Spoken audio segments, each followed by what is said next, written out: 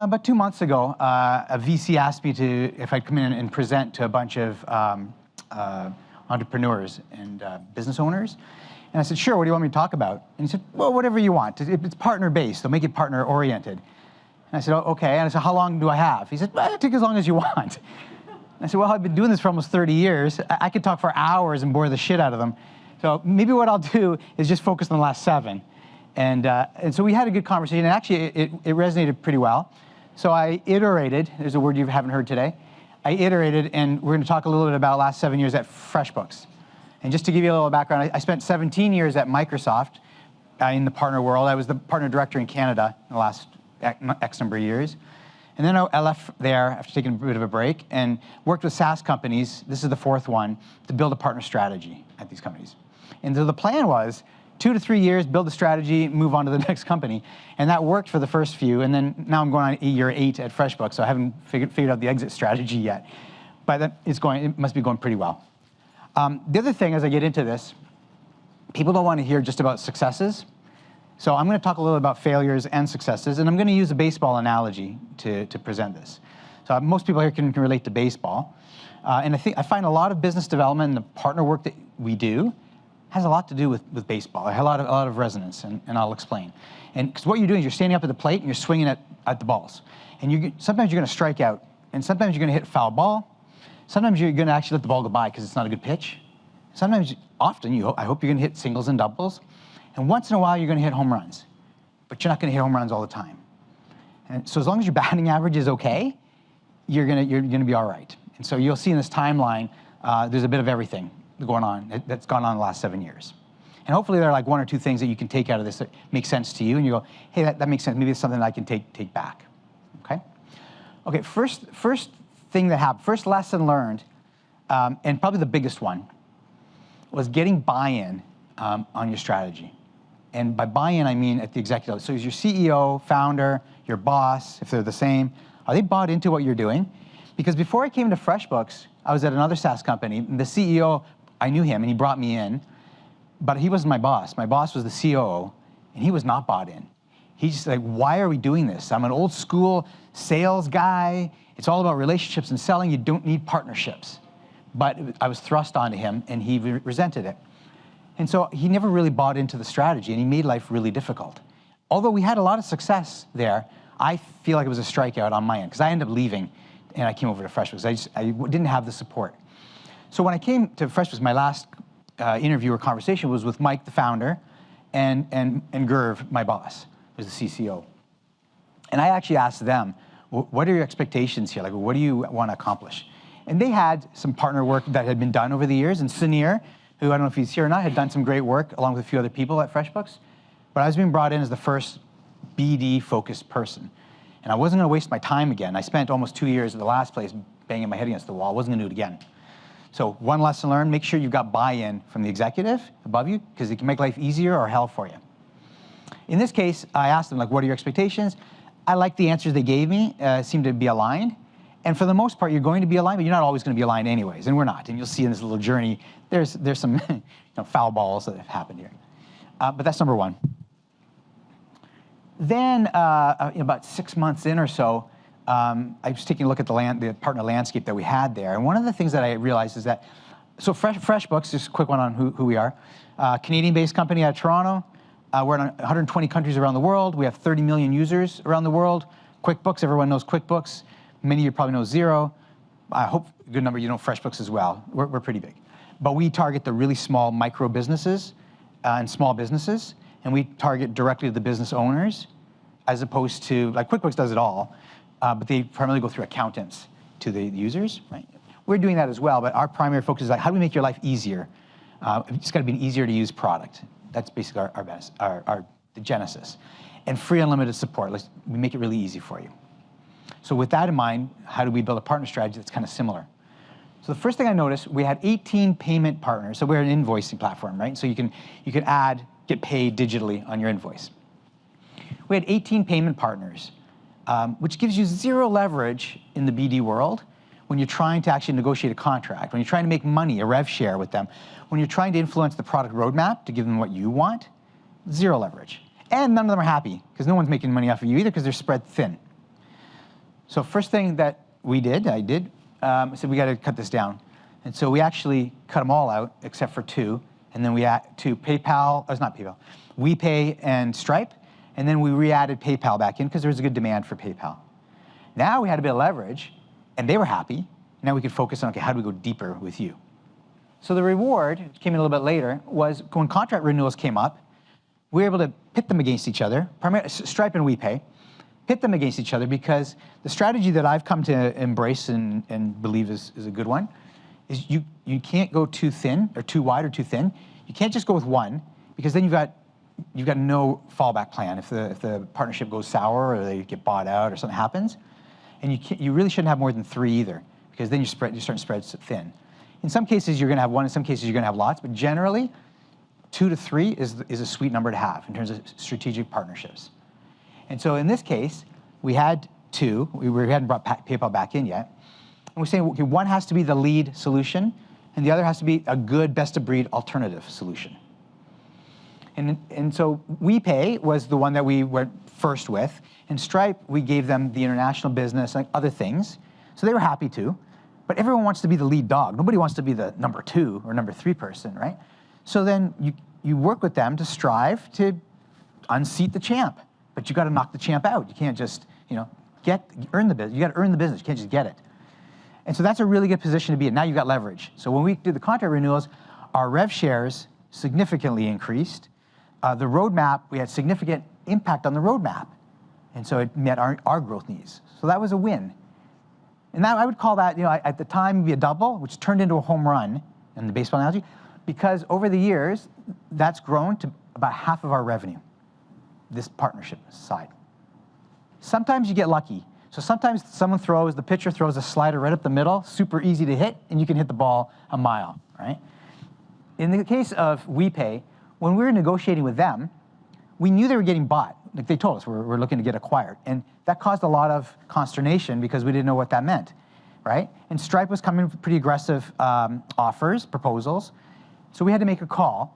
And the call was, as I said earlier, we took a risk with WePay, but we put in the contract some stipulations. So if you're doing a longer term partnership with someone, make sure you're thinking of the scenarios that could go wrong. And sometimes you can actually build them into the contract yourself. So example, with WePay, we said, okay, if you get bought by a competitor, or you get bought by someone that doesn't support the roadmap that we've agreed on, that's in the contract, we could terminate.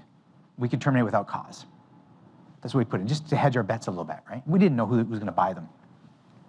What ended up happening was Chase Bank bought them. Ching, that was awesome. So Chase Bank then finds out about FreshBooks. Who's this FreshBooks company? Hey, they're pretty cool.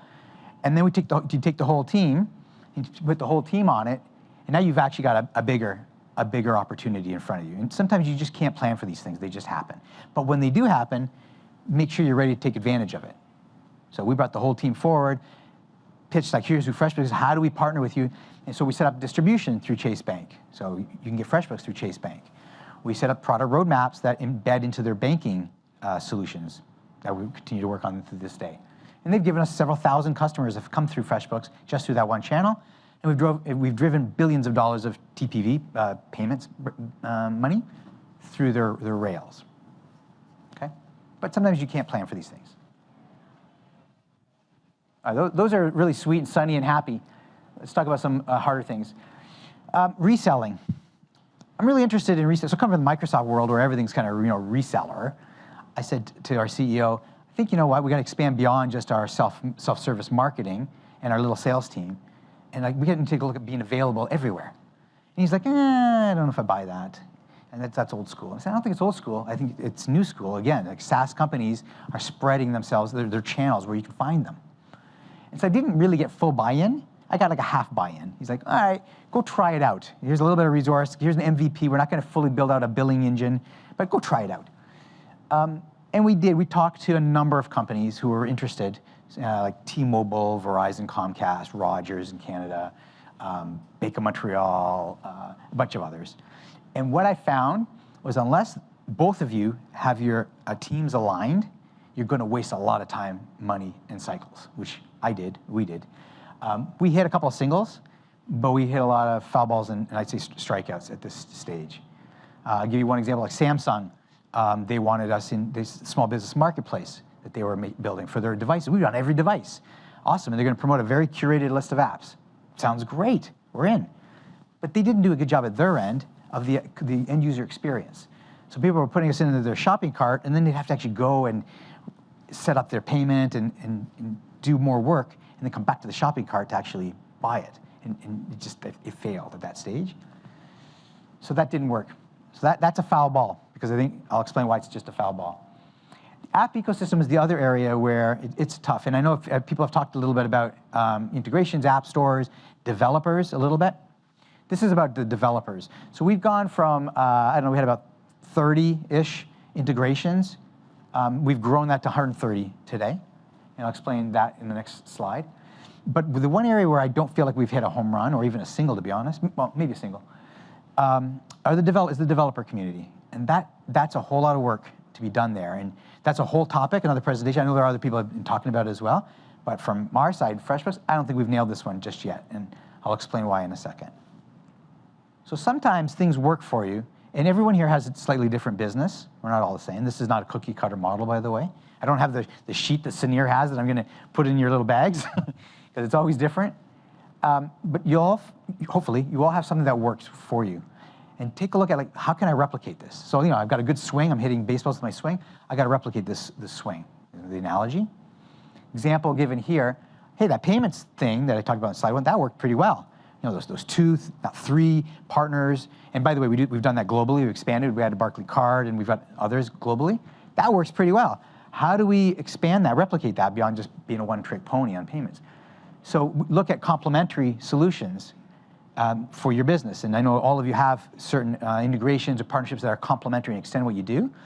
Well, there's a model it's like this 4-quadrant from the Microsoft days, where you just evaluate how many customers does this actually reach? Like, how much collaboration can we get together, and how much money? It's the x-axis. How much money can we make off of this? And in the upper right quadrant, if you've got partnerships that you think have the ability to get you or get yourselves together into that upper right quadrant, invest in them and replicate. So example, with FreshBooks, payroll. We don't bill payroll, but we've got a really good partnership in the US with Gusto, good company here in San Francisco. We have a good lending solution with Fundbox, another San Francisco company. And we have a good bookkeeping service partnership with Bench, a company out of Vancouver that services the US. They're working great. Okay, well, we're making good money off of them and vice versa, so how do you replicate that? So we've added a bookkeeping service in the UK, same approach, same model, all the lessons that we learned from a few years of building with Bench, we just replicated. And you know what? We did it in about six to 8 months. Our sales team were up and running. We had all the back end figured out, support, all those. So it was pretty quick to build. In the US, hey, Gusto's a great payroll company. Well, let's add a second one and maybe a third one, right? Because all our eggs in that one basket. So we added Sure Payroll, and we are looking at potentially adding a third one. And so, but not too many, right? Because you have to have value for these companies. If they're going to invest in you, you got to provide value back. So expand inland lending as well. We only had that one partner. So let's add one a second one in the US, one in Canada, one in the UK. And that's what we're doing right now on that one. And then there are other categories that are in that quadrant. They're down in the bottom right, or maybe closer to the middle. But there is potential to grow those categories by adding a couple other partners and going deeper. And so that'll be the next kind of stage. Insurance is probably a good example for us, right? Sometimes, doesn't matter how good you are in the BD world, your CEO is not going to listen to you. He's going to listen to someone else. It's kind of like your kids. My kids don't listen, and then they come home one day and like, oh yeah, broccoli is really yummy. Yeah, broccoli. I told you broccoli was good 2 years ago. You had it at your friend's house and you liked it. Same with our CEO, Mike. So Mike's like, APIs, they're okay. Only when you need them and very curated. So no, Mike, you got to have like a broader platform here. We'll have like an ecosystem of hundreds of apps, and we're going to treat them really well, and it'll be great. And Mike's like, no. And then one day around Q1 2020, he comes and he's like, APIs, that's the way to go. We are going to be a platform company, and he went on about APIs. And I said, what the hell? What happened? And he said, you know what, George, no, I've talked to other people. He's been talking to other CEOs who've said this is the growth we've had. And the light bulb went on. He's like, yeah, that makes sense. So sometimes you can't hit the ball yourself. You got to have someone else throw up the pitch for you. And that's what happens here. There's nothing, I can't say go do this. It's just shit happens sometimes, and that's what happened here. In 2020, COVID hit, and we all were affected, right, by this. And I said, well, the sky is falling, or is it?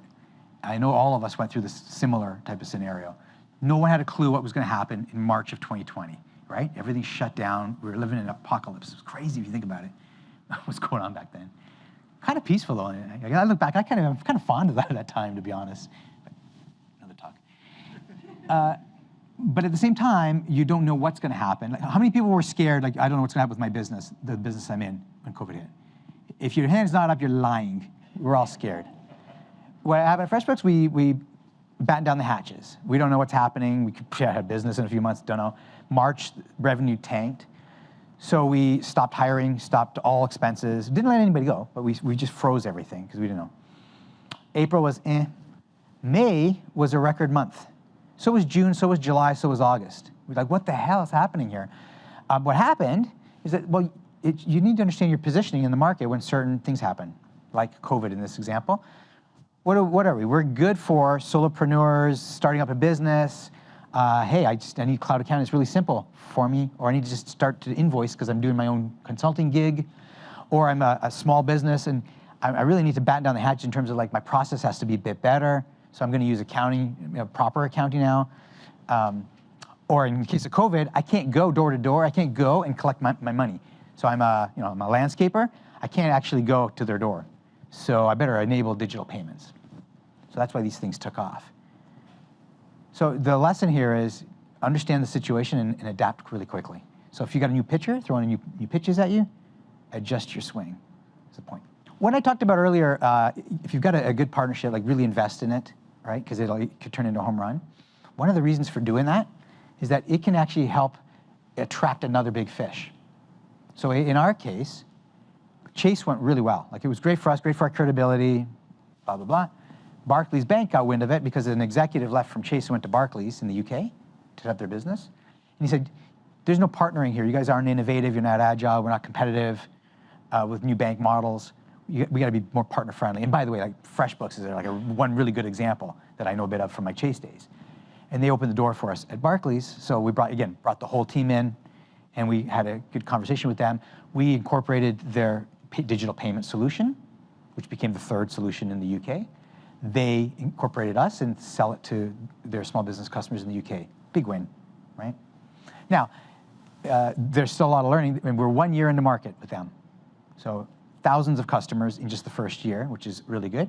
But there are growing pains here as well, but generally a really good thing. And that's opened us up to the Canadian banks who, are there any Canadians in the room? Oh, geez, okay. All right, Royal Bank, Bank of Montreal, TD Bank, National, CIBC, Scotia, we've met with them all. And they all want from you, but they don't give you anything. Like, write to our API, just so you can sync up with our expenses so we can show customers data inside of our banking portal. Well, what do we get out of it? Well, you get to be one of our partners. There's no value to us to do that, right? But they're quite interested. What are you doing with Chase Bank and Barclays Bank? Let's talk. It's interesting. Sue from is 8x8 this morning, I think, used the term. She stole the term from me. I trademarked 1 + 1 = 3, by the way. No, I didn't. Everyone says it. But what's the point of this 1.1? If you've got an ecosystem, and some of you have ecosystems and partner strategies that are more evolved, and some of you are just starting out. I forgot to ask you that question at the beginning. But I'm going to assume some have mature systems and some have newer systems. You're going to start to understand who are the like-minded partners that actually, they're partnering outside of you as well, right? And they're complementary to each other. And instead of looking at one-on-one, like what can you and I do together from co-marketing and integration, start thinking about what can you and I and you do together, like the three of us, in terms of co-marketing. Maybe we bundle the solutions together and go to our customers, our joint customers together. And that's a very powerful message. And I know that from the Microsoft days because the way people competed with Microsoft was they would try and bundle together and go, yeah, you can go and buy whatever, SharePoint, or you can get these solutions that are bundled together. And for FreshBooks, we've got QuickBooks that is the Goliath in our industry. So we can't go head to head on their Super Bowl commercials. But what we can do is we can go to the customer base and say, easy to use, get best of breed payroll, best of breed bookkeeping, best of breed lending, and they're all integrated together. And that's we're starting to get better at doing now. Okay, so that takes us to today. So what's next? So here are a couple of thoughts on opportunities and threats, and you're probably maybe thinking the same thing on some of these. On the opportunity side, like I said earlier, have not figured out reselling. Does it work? I don't know if it works, honestly. I'm not sold. I think there's a great opportunity when we're talking to app marketplaces and the telcos. They seem to think it's powerful, but they've only been able to sell Microsoft Office, really, and a few other tools. And then they tell us, well, cloud accounting is like the next thing. Okay, well, we'll be there when they're ready to do it, but I haven't seen it executed just yet. And so we're going to, again, be very careful on how you move forward, because you can waste a lot of time, which was the message I gave you earlier.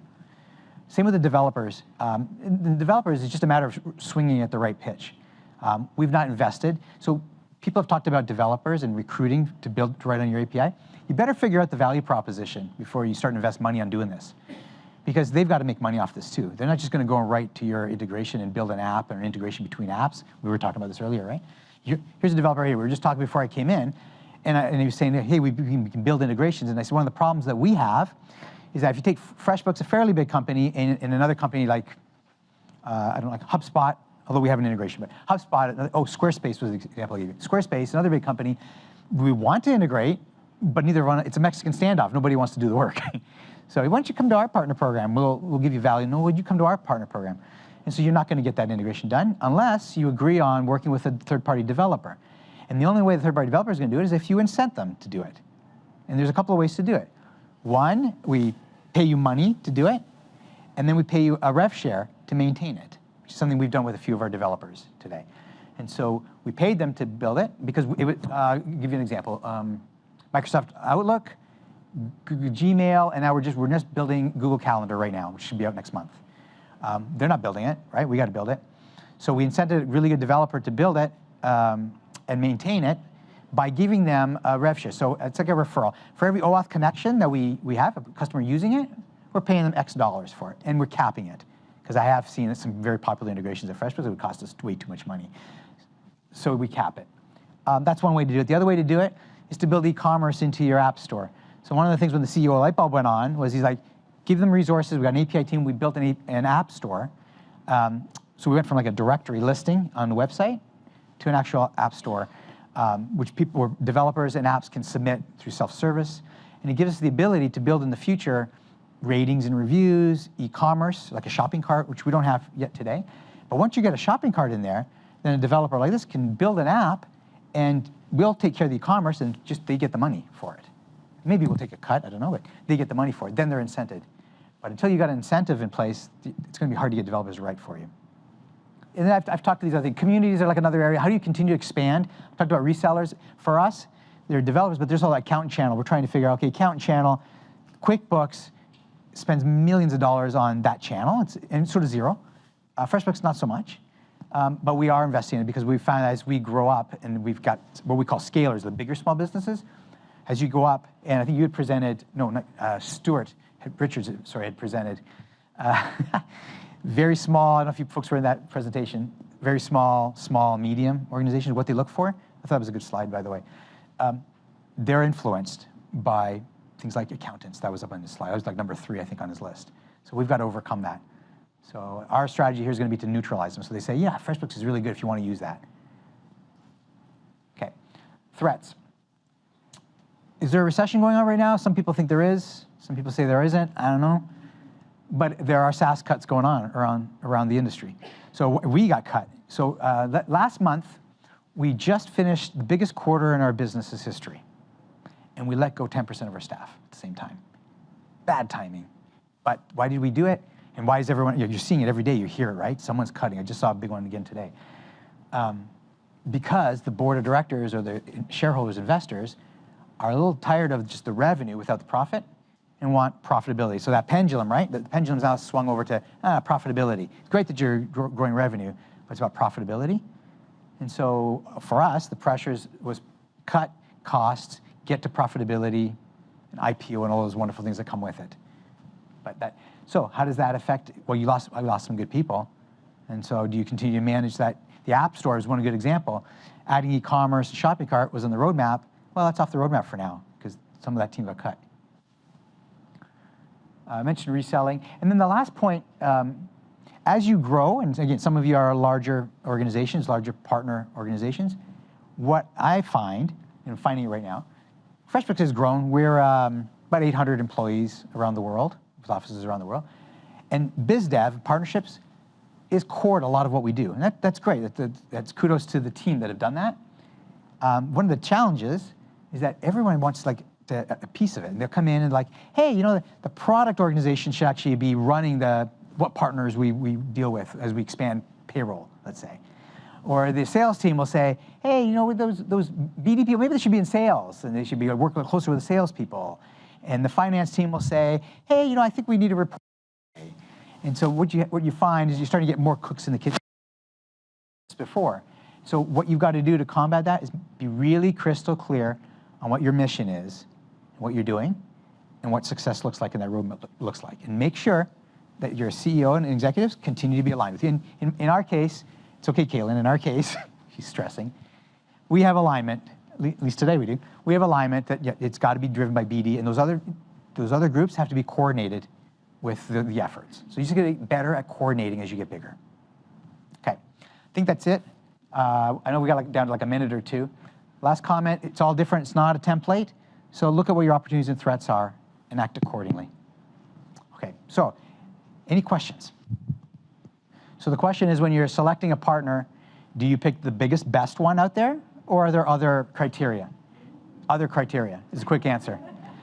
Because the biggest isn't necessarily the best. They may be really difficult to work with.